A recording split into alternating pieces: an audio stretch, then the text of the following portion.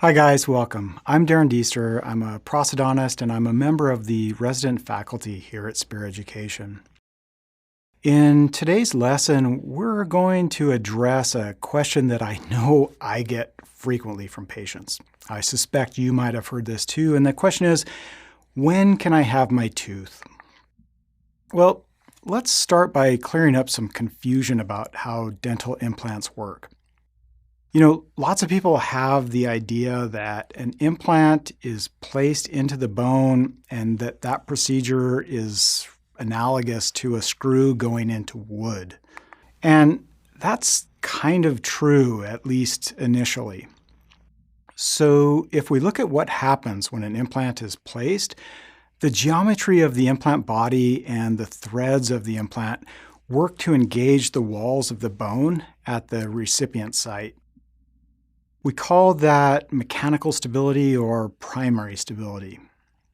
Mechanical stability is at its peak at the time of implant insertion. And so following the insertion, the implant placement surgery, the mechanical stability begins to fall off. While that decrease in mechanical stability may not follow a linear course, we do know that it decreases with time as a result of bone remodeling. And so it would be like the wood around that screw that we pictured earlier. It would be like the wood slowly dissolving around the screw. Given enough time, the mechanical stability may decrease to a point that the implant would be lost if it weren't for the biologic process of osseointegration. And so let's look at this biologic process of osseointegration. When the implant is first placed, a blood clot will form, and we'll have plasma proteins that are migrating to the site. We'll have platelet activation, we'll get cytokines, growth factors, and other biomolecules moving towards the site. We'll begin to see the formation of new blood vessels in the area. We'll have mesenchymal stem cells that then can migrate along the fibrin scaffold of the clot. And these cells later differentiate into osteoblasts. And the osteoblasts are the cells responsible for depositing bone on the surface of the implant and the walls of the osteotomy. So the point of this is that the biologic process of osseointegration it's really complex. What kinds of things do we need in order to ensure that this process proceeds according to plan? What are the requirements for successful osseointegration? Well, first, we know we need an uncontaminated implant surface. New bone growth at the implant surface and at the walls of the osteotomy, that new bone growth is decreased when we've got an implant surface that's contaminated by organic molecules. So that implant that falls on the floor, there's no 5-second rule here. You don't want to just blow that off. It's a big deal if these surfaces get contaminated. Next, we need to be really thoughtful with the implant site. Really, we're looking for congruent and minimally traumatized implant sites. Excessive bone temperatures should be avoided. If the bone is overheated, it will die, and necrotic bone alters the healing process.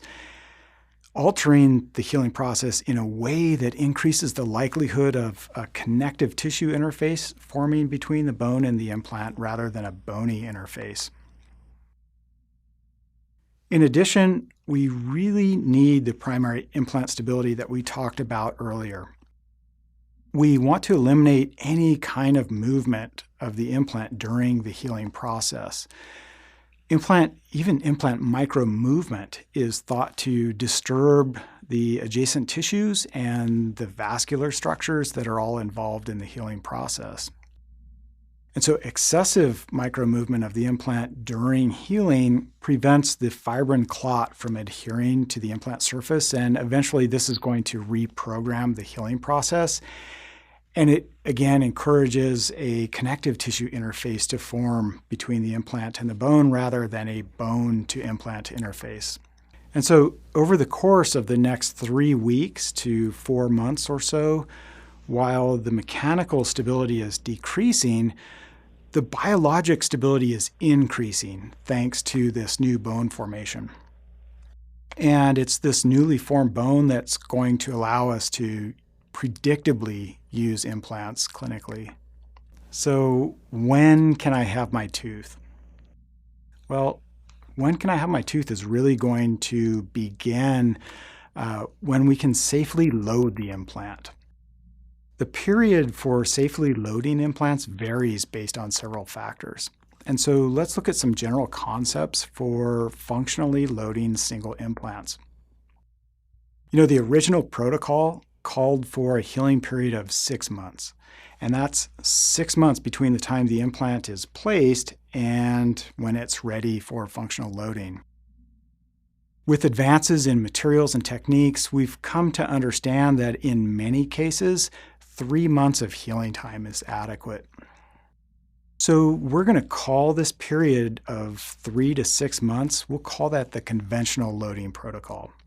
Of course, we'd like to shorten treatment times, and so concepts for immediate loading the implant have been developed. So we'll call the period between implant placement and maybe the first 48 hours. If we load the implant during this time, we'll call that immediate loading. So then the time between these first two windows, between conventional loading and immediate loading, let's call that early loading. Up to this point, we've been focused really on an implant site that's already healed up from either the original tooth extraction or any site development or grafting procedures that had to take place.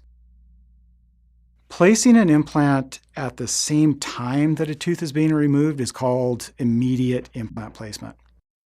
Immediate implant placement has great potential to shorten treatment times by several weeks to even sometimes months. And so shortening treatment times we know that's really intriguing, but it's not without some risk. And so let's take a look at a case. And this is a patient that I saw in Los Angeles. She's lost a front tooth, and you know the story, right? When can I get my tooth? And so this patient, we're going to extract the hopeless tooth, restoratively hopeless tooth. We're going to immediately place an implant into the fresh extraction site. And then we're going to go ahead and put a provisional restoration on the implant. And by doing that, we're functionally loading the implant immediately, that immediate window. What do you think happens 3 weeks out? Patient calls up, yeah, that temporary crown you put in, doc, it's feeling loose. Can I come in and have you tighten it up? You know the story.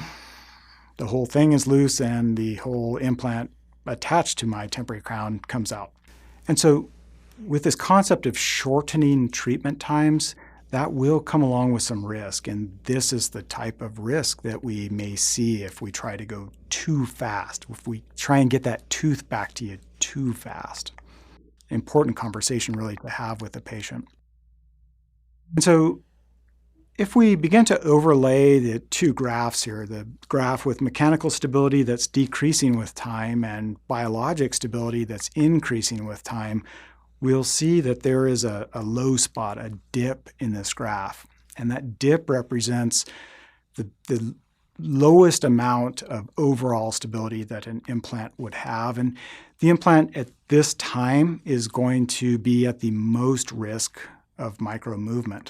And we talked about what micromovement can then do in terms of its influence on the osseointegration process. So I hope you found this information helpful and can begin to appreciate just how complex the answer is to that question, when can I have my tooth? Patients, restorative dentists, implant surgeons, even dental technicians, we would all like to shorten the treatment time, the time that it takes for an implant procedure to be completed. But we'd also like our implant treatment to be predictably successful. And so for that question, when can I have my tooth? Well, now you've got a deeper understanding of at least one of the factors behind the answer, and that answer is biology. Unfortunately, every situation is a little bit different, and currently we don't really have one right answer. There are some discussion points attached to this lesson that I hope your team can determine together how you all will approach this question with your patients. And that's it for me. Again, I hope you've enjoyed this part of your team meeting, but you've still got some work to do. So I'll let you get to that.